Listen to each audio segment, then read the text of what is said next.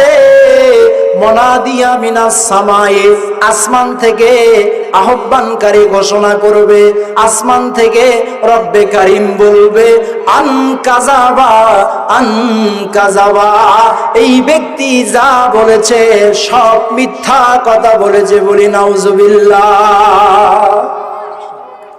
আল্লাহ রাব্বুল আলামিন সাথে সাথে ফেরেশতাকে বলবে, ও ফেরেশতারা, ফাফরিসুহু মিনান নার, ফাফরিসুহু মিনান নার, ফাফরিসুহু মিনান নার। ওর কবরের মাঝে তোমরা জাহান্নামের আগুনের বিছানা বিছায়া দাও। 3.5 হাত মাটির মানুষ আমরা, 3টা সাদা কাপড়ের টুকরা নিয়ে কবরে গেছি, কথা বলেন ঠিক কিনা? আল্লাহ নবী বলবেন, আল্লাহ পাক আসমান থেকে ঘোষণা করবে ফাফরিসুহু মিনান নার, ওর কবরের মধ্যে তোমরা জাহান্নামের দাউ দাউ আগুনের বিছানা বিছায়া দাও। আল্লাহ রাব্বুল আলামিন কবরের মধ্যে জাহান্নামের আগুনের বিছানা বিছায়া দিয়ে শাস্তি দিতে পারত। আল্লাহ রাব্বুল আলামিন আবার ডেকে বলবেন ওয়ালবিসুহু মিনান নার, ওয়ালবিসুহু মিনান নার, ওয়ালবিসুহু মিনান নার। আল্লাহ ডেকে বলবেন, ও ফেরেশতারা, ওর গায়ে থেকে 3টা সাদা কাপড়ের টুকরা খুলে ফেলাও, ওর গায়ে থেকে 5টা কাপড়ের টুকরা খুলে ফেলে ওয়ালবিসুহু মিনান নার, ওর শরীরের মধ্যে তোমরা জাহান্নামের আগুনের পোশাক পরিধারণ করে দাও। ভাইরা আমার, খেয়াল রাখেন, কবরের মধ্যে আপনার দাউ দাউ আগুন জ্বলছে, আগুনের উপরে আপনি শুয়ে আছেন, এরপরে আপনার শরীরের মধ্যে জাহান্নামের আগুনের বিছানা, আপনার শরীরের মধ্যে জাহান্নামের পোশাক। বলেন আপনি, আমার কি ওখানে কোনো করার আছে? কথা বলেন আছে? আল্লাহ নবী বললেন, আবার আল্লাহ ডেকে বলবেন ওয়াফতাহু লাহু,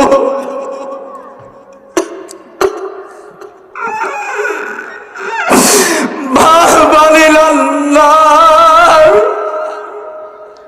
ওয়াফতাহু লাহু বাবানিলান নার। ওর কবরের মধ্যে তোমরা জাহান্নামের দরজা খুলে দাও, ওর কবরের মধ্যে জাহান্নামের দরজা ওপেন করে দাও, যাতে করে ওর কবরের মধ্যে জাহান্নামের আগুনের উত্তাপ আসে, ওর কবরের মধ্যে জাহান্নামের আগুনের লিলিহান শিখা আসে। ভাইরা আমার, খেয়াল করেন, আপনি শুয়ে আছেন মাটির কবরে, কিছুক্ষণ পরে 1-1.5 ঘন্টা পরে আপনার কবরে জাহান্নামের আগুনের বিছানা বিছানো হলো, আপনার শরীরের মধ্যে জাহান্নামের পোশাক পরানো হলো, ওয়াফতাহু লাহু বাবানিলান নার, আপনার কবরের মধ্যে জাহান্নামের দরজা খুলে দেওয়া হলো জাহান্নামের আগুনের উত্তাপ আসার জন্য।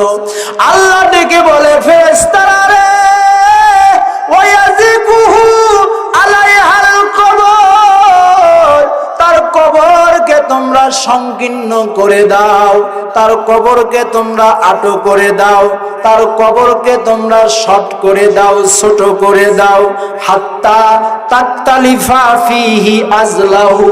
আল্লাহ নবী বলছেন তার কবরকে এত সংকীর্ণ করা হবে, তার কবরকে এত খাটো করে দেওয়া হবে, নবীজি বলছেন হাত্তা তাকতালিফা ফিহা আজলাহু, তার এক পাজরের হাড় আর এক পাজরের হাড়ের মাঝে এই রকম করে সেন্দে যাবে।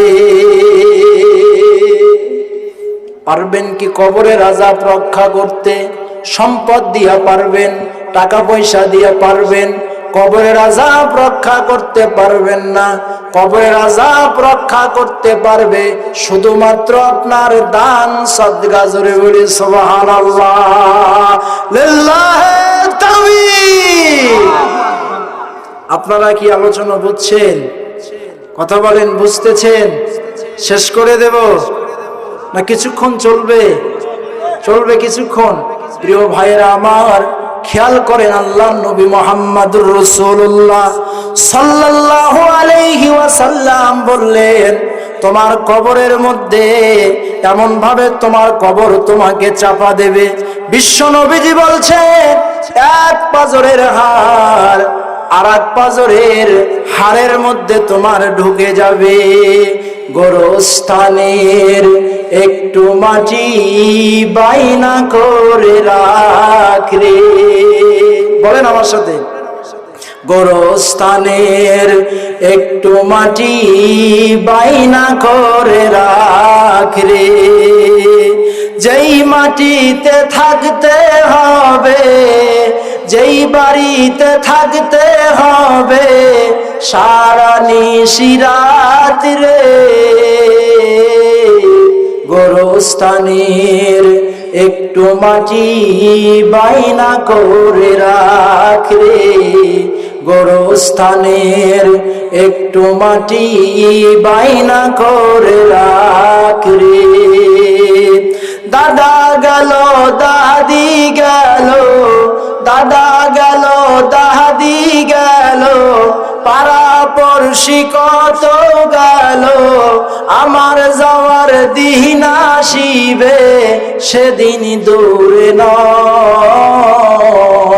গোরস্থানের একটু মাটি বাইনা করে রাখ রে। গোরস্থানের একটু মাটি,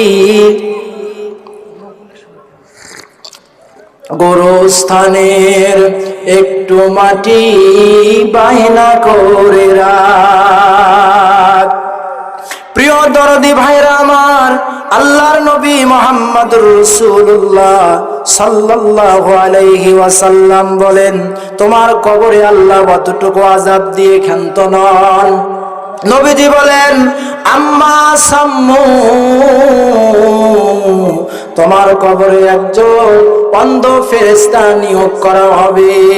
তোমার কবরে একজন অন্ধ ফেরেশতা নিয়োগ করা হবে, যে কানে শুনবে না, চোখেও দেখবে না, এমন ফেরেশতা তোমার কবরের মধ্যে নিয়োগ করা হবে।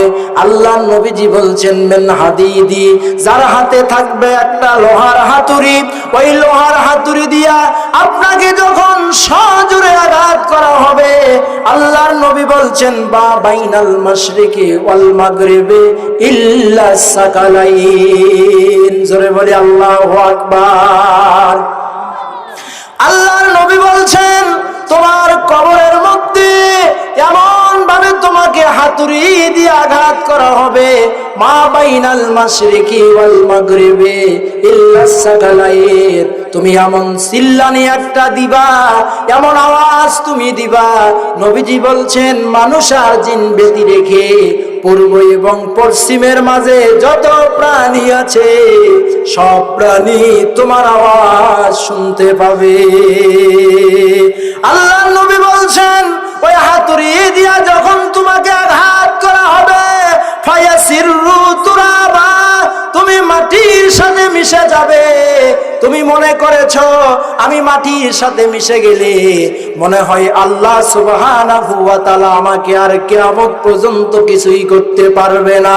আল্লাহর হাবিব বললেন, তুমি যখন মাটির সাথে মিশে যাবে, আল্লাহ সুবহানাহু ওয়া তাআলা আবার তোমাকে পুনরায় মানুষ বানাবেন, আবার মারবেন, হাত্তা ইয়াকুমা সাআত, কিয়ামত পর্যন্ত তোমার কবরের মধ্যে হাতুড়ি দিয়া পিটাতেই থাকবে। জোরে বলি নাউজুবিল্লাহ। ভাইরা আমার, বোনেরা আমার, গভীর মনোযোগ দেবেন প্রিয় ভাই আমার। কবর হলো অত্যন্ত কঠিন জায়গা, কারণ কবর হলো অত্যন্ত একটা ভয়াবহ জায়গা। কথা বলেন ঠিক কিনা?